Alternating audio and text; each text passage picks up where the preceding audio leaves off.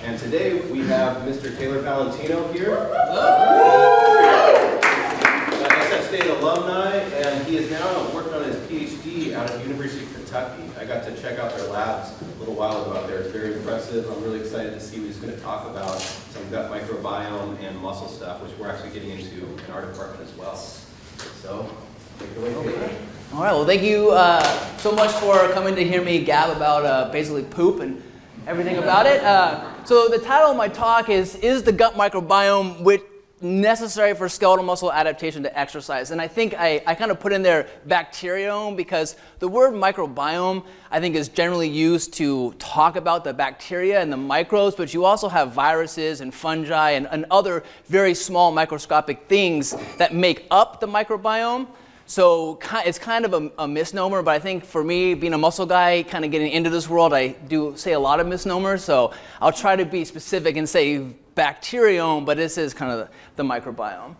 So the outline of my presentation, the integrative biomedical sciences helped fund me to come out here, so I'm going to just talk about them for a second. I have some swag that they gave me if you want pens or magnets or sunglasses, but I'll talk about their program and kind of how I was going into that, and then talk about the McCarthy lab, the lab that I'm currently in, and then go into my preliminary results from Aim 1 of my dissertation. And then if I have time, I'm going to do like a huge 180 and start talking about bacterial-derived extracellular vesicles. It's a possible new way in which microbes from the gut and other places can actually communicate with the host.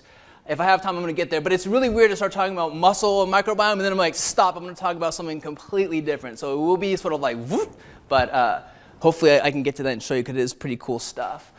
So the integrative biomedical sciences, this is kind of the umbrella program that University of Kentucky's College of Medicine has for people who want to get their PhD, usually in one of the 6 departments that's under the College of Medicine. And so you first actually apply to the IBS program, and you spend a year going through their core classes and then rotating through up to 5 different labs and 6 different departments. So you get your feet wet trying to do all different stuff. So they give you a little bit of room to kind of see, oh, maybe I'll try a lab in biochemistry, maybe I'll try a lab in toxicology, maybe I want to do all my rotations in physiology. It doesn't really matter, but they give you time to sort of get your feet wet and see other labs and get experience.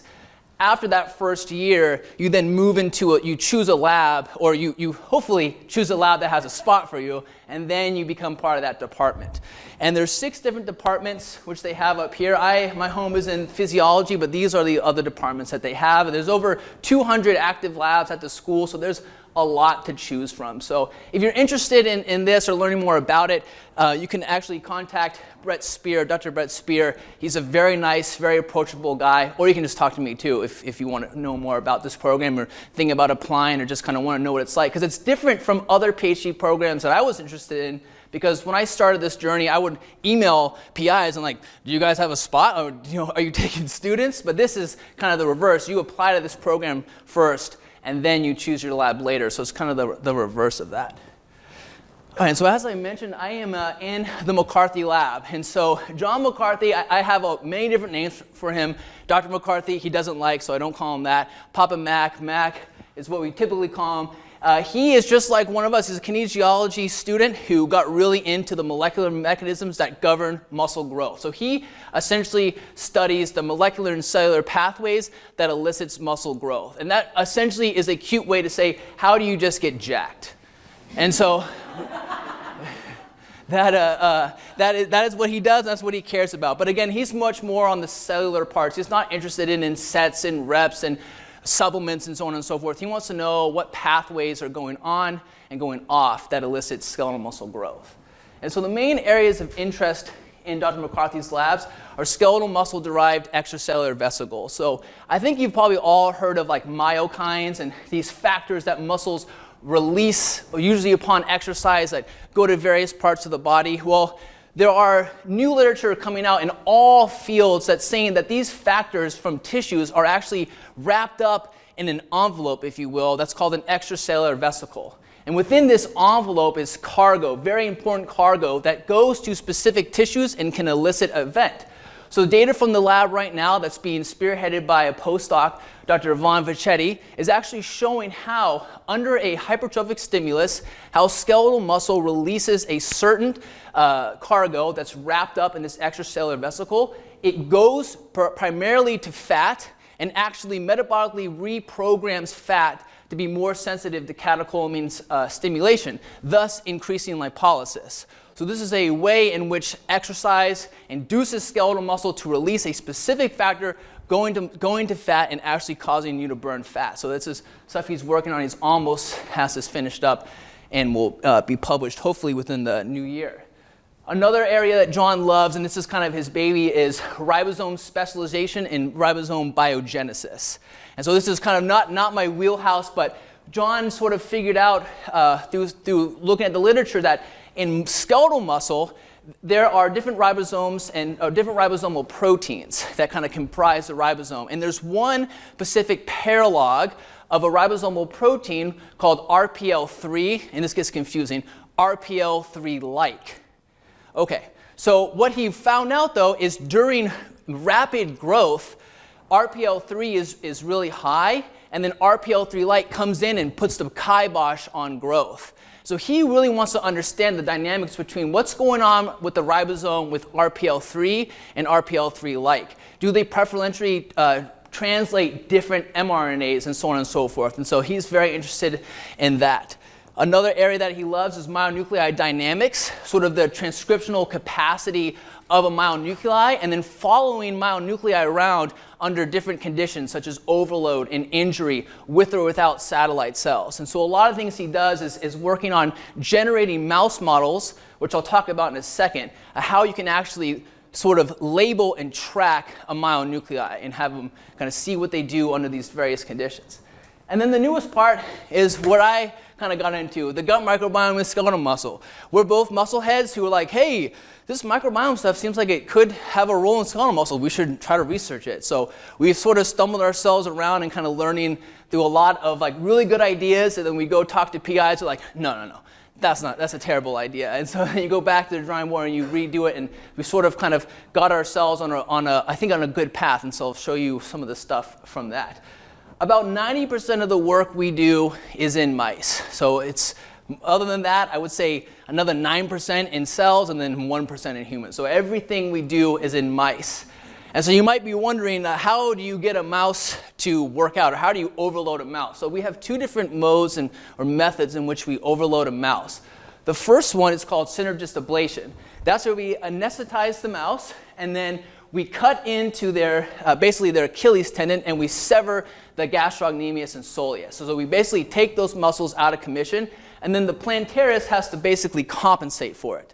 And these mice, I know it looks kind of graphic and nasty, but I kid you not, I did this surgery on a mouse. I put it back in a cage. I mistakenly put it in a cage with a free running wheel, and it woke up, hopped on the wheel, and started running. So they're very resilient little creatures, but that's one way in which we do it. This is not a typical physiologic model. It's super physiological. You won't ever really see this in a human, so it does have limitations. But it's a really good way, and you know you're going to get growth because it's going to grow no matter what you do, and there's something that can stop it. Other than that, we have this new technique called POWER, a progressive weighted wheel running protocol. And what this does, what we do is we have mice that have free access to a wheel in their cage, and then every week we just load up their wheel with a weight. And so they're essentially running against resistance. And it's kind of this mix between like endurance and resistance training. You don't get robust hypertrophy like you do in synergist ablation, but you do see hypertrophy, and mice run a lot. I have data with mice running upwards of 17 kilometers a night, which is just crazy. They just go on the wheel and hammer. And so you'll be able to see some of that. But those are the two kind of ways in which we induce hypertrophy in the mouse. And so one thing that John is kind of known for is his transgenic mouse models. And that was something that I had no idea about when I got into his lab, and I'm slowly learning the principles of transgenic mice. So I'll share a little bit of that with you as something that I've learned while being there, and again, just kind of show you new techniques which you can utilize to study questions if you want to do it for any of your graduate work.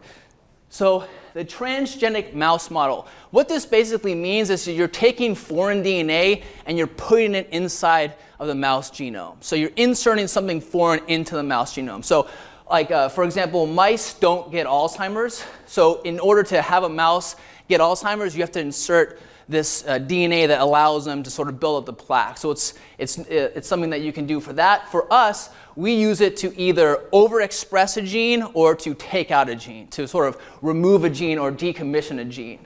And so the two systems that we typically use, are the Cre-Lox-P and the TED-O system. The Cre-Lox-P is a cyclic recombinase, locus of crossover in bacteriophage 1. This is a system whereby which you can actually remove pieces of DNA from a mouse or from the genome. The TED-on or TED-off system is a system by which you can either overexpress a gene, that's the TED-on, or you can turn a gene off, and that's the TED-off. So you can turn a gene on, you can turn a gene off. So you have these tools in which you can actually remove pieces of DNA and kind of disrupt the gene, or you can overexpress a gene, or say, I want to study this gene in hypertrophy, I want to see if it's important, I'll turn it on or I'll turn it off, and things like that. So I'll really just kind of focus for the next couple of slides on the Cre-Lox-P, but if you want to know more about the TED-on, TED-off, you can talk to me too or go read about it. There's just a lot more research right now with the Cre-Lox-P. And it's just a little bit more easier to sort of kind of grasp the concept of this. So what you essentially, what these allow for actually is the spatiotemporal disruption or manipulation of the genome. And by spatiotemporal, I mean you can decide what tissue you want this to occur in and when this is going to occur in. So you can have a lot of governance over when you're going to do these manipulations, which is really powerful because you can say, I want this to happen in skeletal muscle, and I want it to happen at this time point. The early Cre-Lox systems, they weren't like that. They basically, when the DNA expressed the Cre and the Cre was made, it immediately went to the site that it was told to go to and performed its recombination. But over the years, they've actually been able to perform more sort of advanced, I guess, gene editing systems where the Cre gets made, and instead of just going to those LOX-P sites, which we'll talk about in a second, it actually gets sequestered in the cytoplasm and it hangs out there until you administer a drug, which causes it to come back in and do your editing. And then again, you can make this tissue-specific by using tissue-specific promoters. That's only going to happen in that particular tissue. So for us, it's always skeletal muscle or satellite cells. And so what I said, kind of, again, the advantage of this, you can disrupt the genome, you can remove part of the DNA, you can overexpress a gene, or you can turn off a gene. So again, it's a very powerful system. So kind of a brief kind of backbone of, I guess, my drawing of a gene and its promoter kind of looks like this. You have a promoter region here, and then your gene of interest, any gene you want. What they do with the Cre is they actually edit the Cre so that it will sort of situate itself right here at the promoter region. These transcription factors will then bind to the promoter region and initiate RNA polymerase to come and cause transcription of that gene. So you get the gene made, whatever this is, but you also are going to transcribe the Cre. And so that's how you can make it tissue specific. You sort of design it so it will sit right around this area here. So as the promoter gets turned on that initiates transcription, the Cre will get made. And again, they have now made it in a way so that it is fused to these mutated estrogen receptors, which cause it to translocate out of the nucleus and just hang out in the cytoplasm until you administer a drug. So I'll show you a picture here of what this kind of looks like. And there's your newly transcribed RNA. So this is a little bit busy, but I'll go over it with you and show you kind of how this works. So the promoter that we typically used for adult mature myofibers is HSA, or the human skeletal actin. There's a few others that you can use, like the creatine kinase. However, the HSA seems to be universal in the fiber type.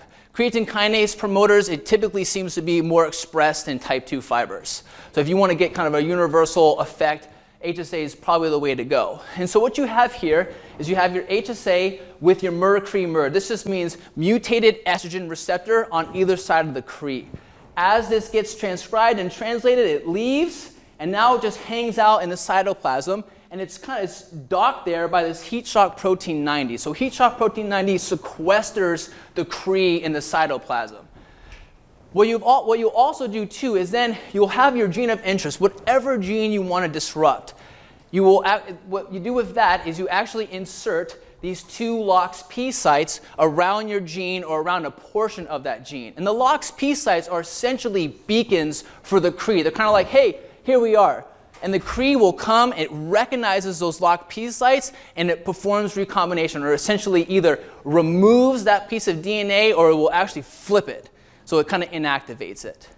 And so administering the drug tamoxifen, which is actually an estrogen antagonist, causes the heat shock protein 90 to leave, and now the Cree can come back into the nucleus, and it performs its recombination, and it takes out that gene or whatever portion is between those 2 LOXP sites. And now you have successfully, in this case, you have disrupted the dicer gene. And dicer is an important protein to make mature microRNAs. And so in this case here, dicer is disrupted, and you'll have a decrease in microRNA production. And so you can think about how cool these systems are, because again, you can go in at any time you want and in any tissue you want and sort of disrupt the genome, where you can say, I want you to make a lot of this gene.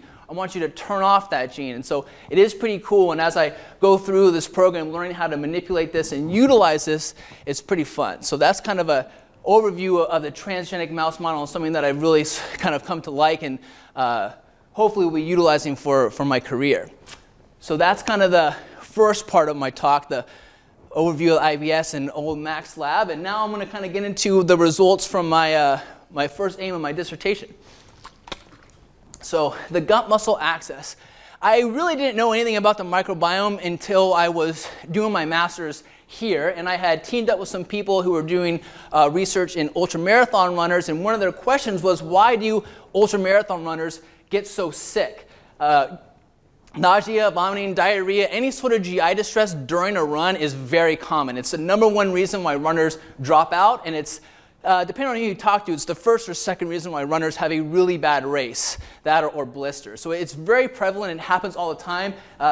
Yours truly trying to smile, and literally, I think, seconds after this picture, I just puked my guts out and was done for the race. And Jacob knows, he was running that race with me as well. So anyways, it's something that I have experienced too, and so it's kind of close to me. And so we were saying, okay, well, what causes GI distress? Is it the food? Is it the jostling of the intestines as you're running? Is it the hydration? Is it the core temperature that's going up? Well, some studies in the early 80s show that it might actually be bacterial translocation from the gut into the periphery, causing an immune response. This was specifically talking about lipopolysaccharide, LPS.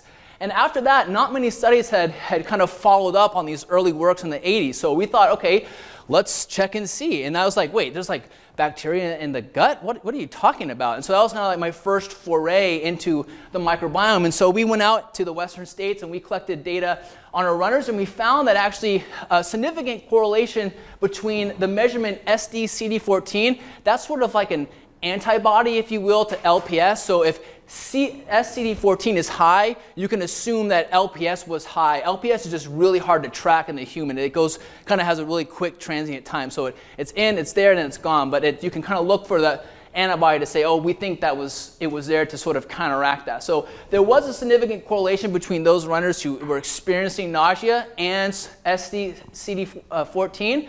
But there was no difference in core temperature or hydration levels in those runners. In addition to that, there was no difference in their food, like I guess what they consumed during the run, and in the levels of inflammation as we checked by IL-6 and C-reactive protein. So I said, okay, maybe it is, but this was just taking runners at the end of the race. And so you're thinking 100 miles, GI distress can occur at any one point in that time. It probably would have been better to take multiple different checks, but it was kind of the first, and said, okay, that's pretty cool. So I started looking at microbiome work after that, and a lot of the early work that I was exposed to was talking about the gut-brain axis. And it wasn't until Ryan Dirk actually emailed me a paper where I was like, oh, this is something. So this paper here actually was doing fecal transplants with 2 different types of pigs into mice, and then looking at the muscle composition. So you can see right here, there's 2 different mice, these pig donors, the Yorkshire pig and the Rongshan pig. And they're both sort of have a particular phenotype, where the Rongshan pig is characterized as having like really good meat quality, it's fatty, it's tasty, and the Yorkshire is much more tough, it's lean, and you can see when you look at the lean mass versus the fat mass, yeah, the Yorkshires are much more lean, the Rongshan are much more fatty. So they took the stool from those animals, they transferred it into germ-free mice, and what they found, let's see if I can explain it over here, the red is the Yorkshire pig, and then the green are the mice that got the Yorkshire poop. And the same thing up here, the blue is the Rongshan pig, and the yellow is the mice that got the Rongshan poop. So the microbiome composition was pretty similar when they did the transplant. They looked pretty close between those groups. So that's just saying, yeah, we think we got a pretty good fecal microbial transplant. Then they said, okay, let's look at the muscle. So what you can see here, here's the muscle characteristics of the pig. So the Yorkshire pig having almost significantly higher myodiameter and cross-sectional area. And those results were kind of shown in the mice as well. Not specifically, but it looked, okay, like a trend, at least in maybe the cross-sectional area. So, oh, okay. And then they went further and they looked at specific types of muscle fibers. And what you can see here is that the Rongshan pigs are characterized by having a lot more myosin heavy chain 7, or your slow fibers, while the Yorkshires have much more myosin heavy chain 4, like your type 2B fibers. And that was kind of recapitulated over here in the transplant of the mice. The mice who got the Yorkshire poop had a significantly higher amount of myosin heavy 4, and the mice that got the Rongshan pig had a significant amount, or almost, I should say, 0.057, so you can round down, of slow type. So that's just to show, okay, that's, I mean, you know, there's some stuff to the limitations to the results here, but you can at least say, like, wow, it kind of looks like just by transferring the feces over, or the microbiome over into these mice, you sort of can maybe start to change the muscle phenotype. So that, awesome. So starting to look at the literature a little bit more. Before this study came out, actually, Frederick Backhead published some study looking at why are germ-free mice resistant to obesity. And if you can see here, you have germ-free mice, and then mice that they broke down to either they're going to stay germ-free or they're going to get colonized by biomes. And then after colonization, they're going to have the Western diet. And you can see that the mice with were colonized, they gained significant more weight throughout the study, but the mice that were germ-free did not. So I said, okay, why are these mice resistant to obesity? So I said, okay, but reading through there, they actually sort of showed some data on the gastrocnemius muscle of the germ-free mice.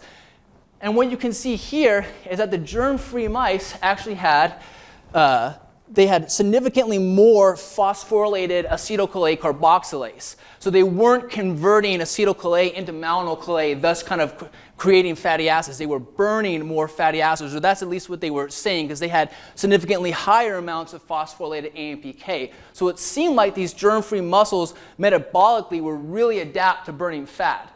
I said, okay, that's pretty cool, but that was about it in terms of muscle for a long time. That was in 2007.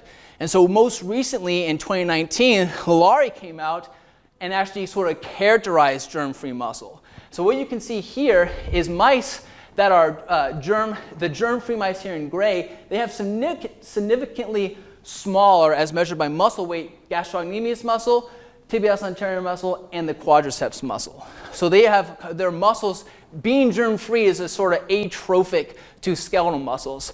In addition to that, Okamoto et al., they actually showed that during treatment with antibiotics for 10 days, they reduced the size of the tibialis anterior. So, oh, maybe there is something there. If you go back to the Hilary, they actually started to look more at the gene level, and they found that the atrogenes were significantly higher in the germ-free mice, atrogen 1, MRF, and they said, okay, so maybe there's something going on with the germ-free that's actually really detrimental to skeletal muscle.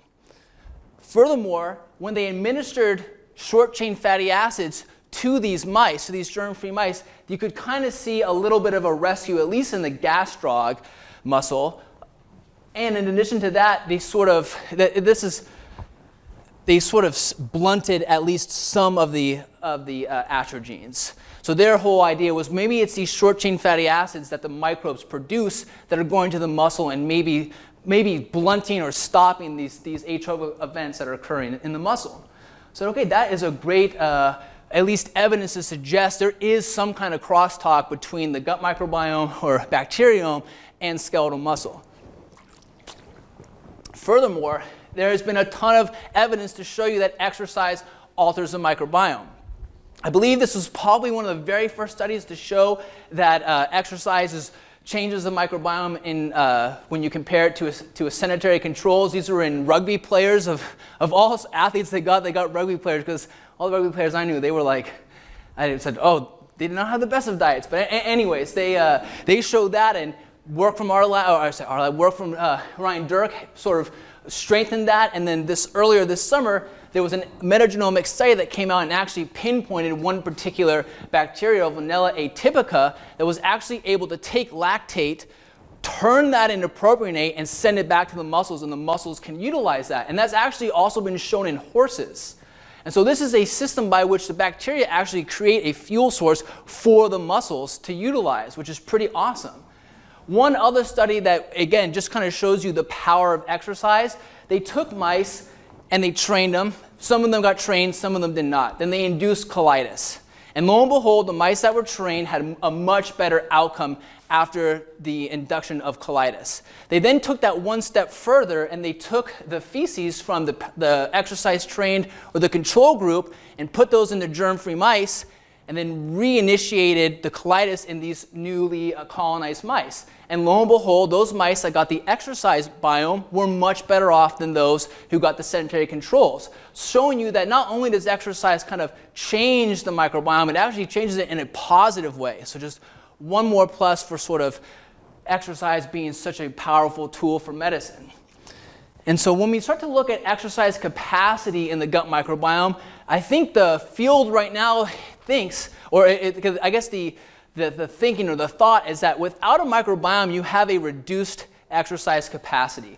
That's shown here when you take SPF, that's just specific pathogen-free mice. Those are mice that have a biome but nothing nasty in there. When you compare that to a germ-free mouse, the germ-free mice had a significant reduction in swimming time. It was also shown in studies that used antibiotics to deplete the microbiome that those on antibiotics had a significant reduction in exercise time, or time to exhaustion.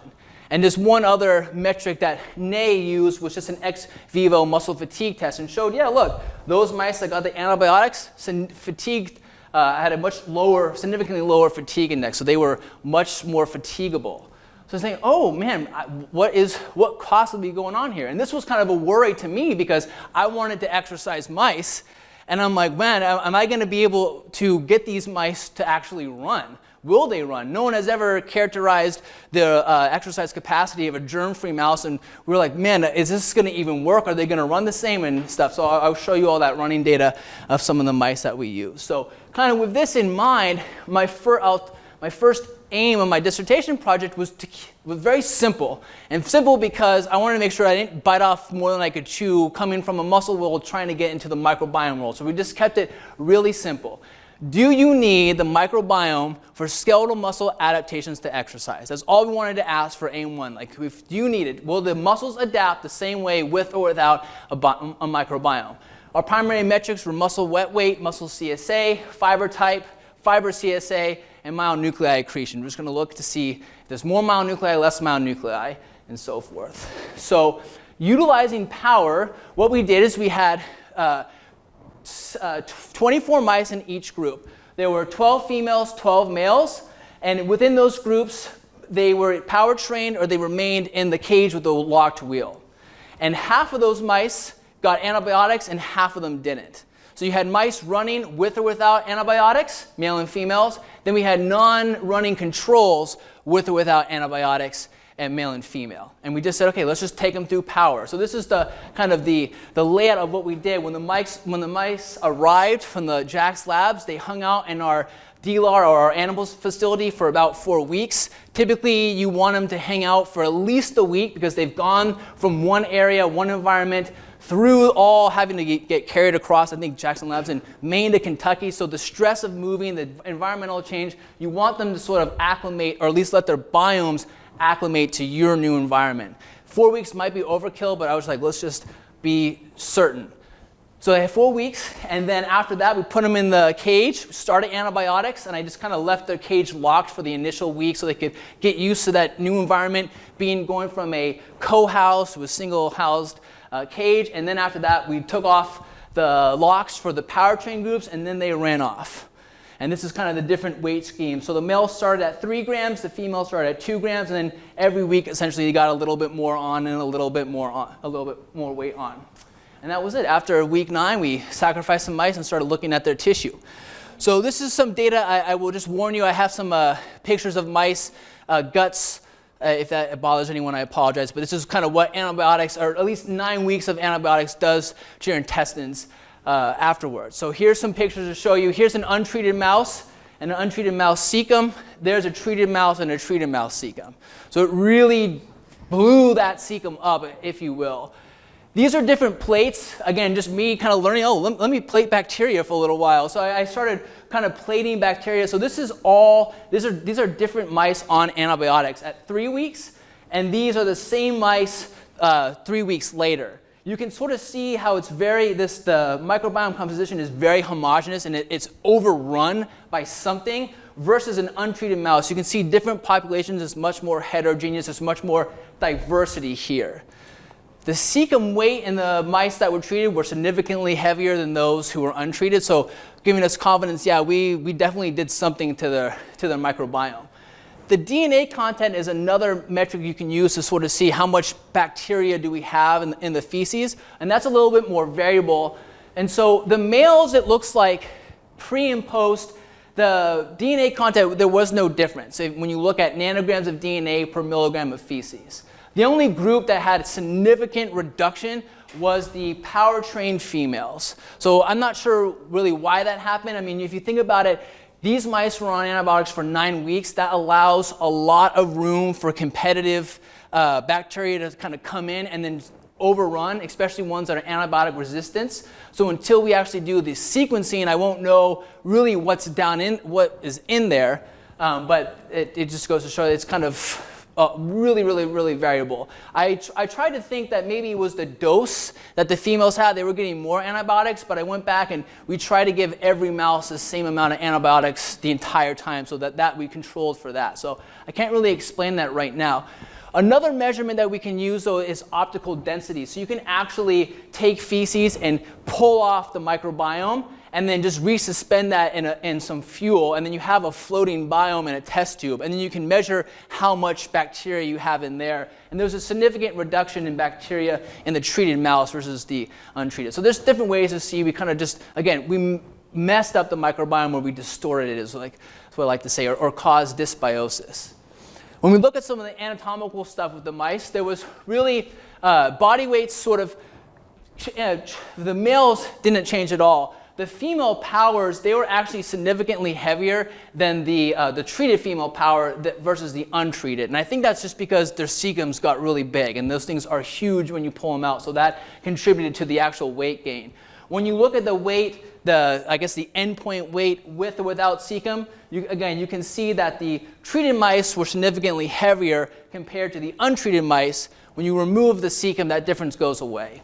And in the literature, it's reported a lot. They say, okay, well, we'll normalize the body weight with the cecum, or should we normalize without the cecum? And I don't actually know what's the best way, so I typically do both. So I'll show you both so you can kind of see how it is. Again, people will argue, no, you can't use it, or no, you could. That's a huge thing. That's like 3 extra grams in their stomachs that might be contributing to the actual metabolic output of the animal. So I'm not too sure. But anyway, that's their body weight. Food intake was pretty much the same, at least within groups. The the male power animals drink a lot more than the sedentaries, but you would just think that it's nothing completely crazy. They're exercising a lot more.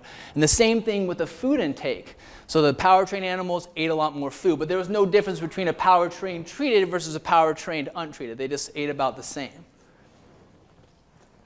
So then came time for the scary part. Did they run the same? I'm like, please let them run the same. And lo and behold, they did. So treating mice with antibiotics did not cause a reduction in running capacity. We didn't do any type of max test, but this was just weekly mileage. And you can see they ran a lot. The untreated females ran a bit more than the treated females, but it wasn't significant. And just kind of look, a mouse running around 15 to 12 kilometers a day for 9 weeks, it's crazy endurance that they have. I think it's awesome. And the females just totally blow the guys out of the water. The guys are way more, they're like, 8 kilometers a day. That's all I can do. So I was like, okay, great, awesome. So they ran the same. So the stimulus was the same. So I have some data on some echo MRIs, and it has some interesting stuff that I thought like, oh, I did not expect this to happen. So just looking at the lean mass, this just kind of shows all lean mass. So I don't know if that's skeletal or bone or anything else, but the lean mass, you can see that when you compare pre to post, the treated animals pre to post, they actually lost a significant amount of lean mass. And when you compare the untreated animals to the treated animals at post, the treated animals lost a significant amount of lean mass in the females. And in the males, so kind of the same thing. Nothing I think is out of the ordinary here, except that, nothing out of the ordinary really for the males and lean mass wise. But fat mass is another story. So looking over here at the females, even though these power-trained female runners running about 12 kilometers a night, they actually gained a significant amount of adipose tissue compared to the untreated power runners. And you're thinking they're running all night, all day. They shouldn't have gained any adipose tissue. So that's really interesting. I don't know at this moment how to explain that. We harvested their fat, so we're going to go back and look at it. I don't know if that's just kind of a flaw in our echo MRI machine, if it was picking up the cecum and saying thinking that it was adipose tissue. I have no idea, but I did not expect that. I thought that the adipose tissue would be a lot higher in the untrained animals, but even when you run, at least for females, you gain a significant amount of fat mass. So we're going to go back and kind of look. The literature is kind of in the air in terms of microbiome and fat, and some people have suggested that reducing the microbiome, you actually get more beiging of white adipose tissue. But a recent study came out that said, no, it's the opposite. You actually get less. So we're going to go back and try to do some analysis on this fat tissue and see what's happening. It's not as robust in the males. There wasn't a significant difference in the power-treated males. But the females is definitely very interesting to me. I said, okay, cool. So from there, the muscle data. So here is the muscle weight of the female with or without the cecum. Oh, actually, I'm sorry. This is the soleus and plantaris without the cecum when you normalize. So this is just after we harvested the mouse, we took out their muscles and weighed them. This is their wet weight. So you can see that the untreated power runners gained significant, or their muscles were significantly heavier compared to the treated power runners. So that was my first. Whoa, this could be awesome. I had the same individual perform all of the removal of the muscles to keep that consistent. The plantaris muscle wasn't so exciting, but it's okay. I said that's fine. For the male, when you normalize with the cecum, it changes the game a little bit, especially in the plantaris. So now when you normalize with the cecum, you can see that actually the untreated runners, their plantaris was significantly heavier compared to the treated runners. But again, I don't know what is the best way to do this, and I don't think anyone has really given an answer for or against it, but I just do both, and you can kind of see how it changes. The soleus kind of stayed the same. For the males, not so crazy in the soleus. There's really no change between a power treated and a power untreated versus a power treated in the soleus muscle, but when you look at the plantaris without the cecum, there was a trend for the untreated power runner to be significantly heavier versus the power treated runner. And actually it kind of looks like the power treated plantaris weighed less. And there's a lot of data out right now, not a lot, but there's data out there showing how important the microbiome is for androgen regulation. And if we're messing it up and we're actually sort of blunting some hormonal responses, we could maybe be blunting some important hormones that regulate growth. And so I said, okay, that could be there. So we're going to try to run some tests to see what some of these levels of these hormones are. When you normalize with the cecum, it doesn't become as actually cool. It actually looks like there's a lot more detrimental effect in both of the treated groups. And again, I don't know if that is just the variability or if we're actually causing something at the endocrine level to be changed in these animals. So here is a muscle CSA for the female soleus and the female plantaris. I have to tell you at this point the data are now ends of 3 because I haven't been able to analyze all the groups, so I haven't run any stats on the next slides I'm going to show you. But just to let you know kind of where I'm going, it's not as exciting, but just to kind of see where the trends may be.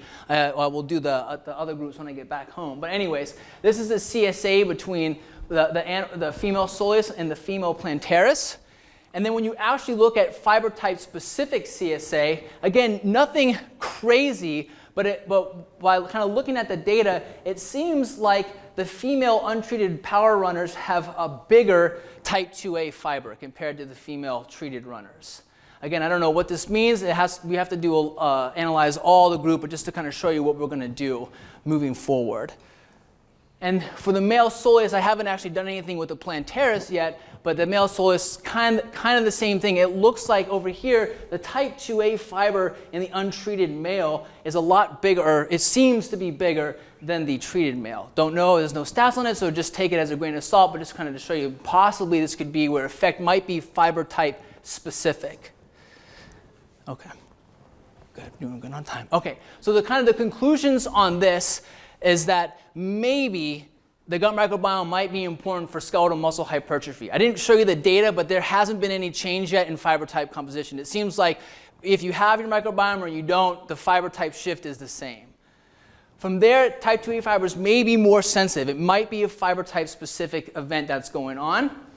Disrupting the microbiome with our antibiotic cocktails did not lead to any reduction in exercise, so kind of going against what people have said so far. There's a lot of things within that. The dose I think, is the most important thing to consider. When you dose an animal really, really high, they're probably not going to feel very good and they might not run. But trying to find the optimal dose where you disrupt the biome enough, but they will still run, I'm still trying to figure that out. And I think I might have at least a good dose. I don't know if it's the best, but we'll see.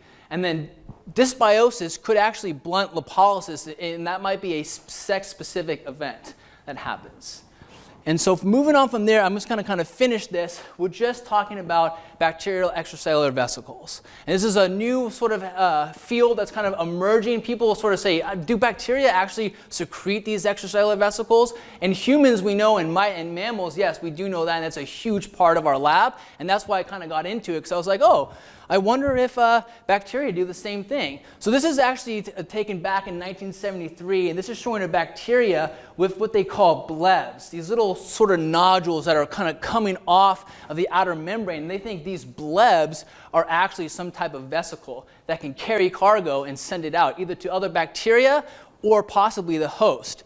And so just doing a literature search, lo and behold, they're out of like 1 of 2 papers, there's one in skeletal muscle that actually showed when you feed a mouse a high-fat diet, their composition changes, and they pinpointed down one particular bacteria, Pseudomonas panseus, and they isolated those extracellular vesicles from that bacteria and then transfected them onto myotubes, and they caused a significant reduction in phosphorylated AKT and GLUT4 translocation, suggesting that maybe extracellular vesicles from certain microbes could disrupt insulin signaling. I said, whoa, cool, that's awesome. And so there are many different ways in which they propose these extracellular vesicles can be released. Nobody has a definitive answer on it. I just show you kind of like, yeah, this is a very new emerging field. And they actually thought most recently that it only occurred in gram-negative bacteria because of their kind of how they're compartmentalized, but they showed it actually occurs in gram-positive as well. The cool thing is kind of the hypothesis on what these extracellular EVs can actually do. And so they have all these different ideas that the microbial EV can come to the host, fuse in, and then drop off certain cargo to the host that can maybe silence a gene, or people even hypothesize that it might have some mRNA that will get transcribed, which is way crazy. So these are just a lot of ideas that kind of people are thinking, what is in these EVs and what will happen to the host if they come in contact with these. And so I was like, yeah, I want to figure this out. Now, in the study I showed you with the insulin signaling, they actually just took poop and they isolated the bacteria EVs from the poop. But I thought, how do you know that that's actually bacterial-derived EVs if you're just taking feces and you're pulling off everything from it, and you're, okay, if it's on the poop, it must be EV. So I thought, maybe there's a way I can get actually a microbiome in a test tube, and then I can actually see if it produces an extracellular vesicle. And so I teamed up with a microbiologist, Dr. Michael Flythe, and he has the technique to do what is called a fecal cell wash. So what you do is you take fresh feces, and you bring that into an anaerobic chamber, you stomach all the feces up, and you then add fuel to it, and then you bring it out of the anaerobic chamber, and then through a series of centrifugations, you kind of pellet the microbiome.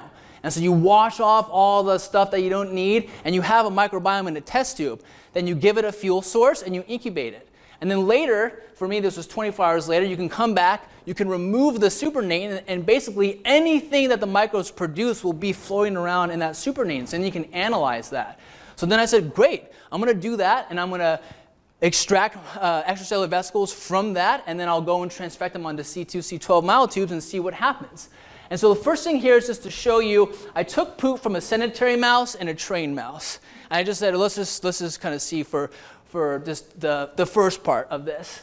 And I looked at the particles per mil. So the particles were lower, but this is not with any stats. So this is just the particles per mil and then the size. The size of bacterial EVs have been estimated to be anywhere from 20 nanometers to like 500. So it's a huge range. But what's cool, if you look at this and compare it to EVs taken from C2, C2 myotubes, it kind of is around the same. It's not perfect, but it's kind of around the same. So this led me to believe, okay, maybe we do have something that's like a mammalian EV or something very similar too. And so from there, I just transfected these EVs onto C2, C12 myotubes, and I just wanted to measure RNA to DNA output. Let's just see a quick, rough, and ready estimate of protein synthesis, if you will. And you can see a little bit that this is just in duplicate, and so it's nothing crazy. But again, just kind of showing you what we're going to do down in the future. It seemed in my mind, I'm like, oh, looks like the train might have a little bit more. That's pretty cool. And so I repeated this, and this time what I wanted to do was actually I wanted to give the cells a hypertrophic growth stimulant, and I wanted to induce atrophy. So I put IGF on the cells, and then I also had some cells and I put dexamethanol into it and to induce atrophy.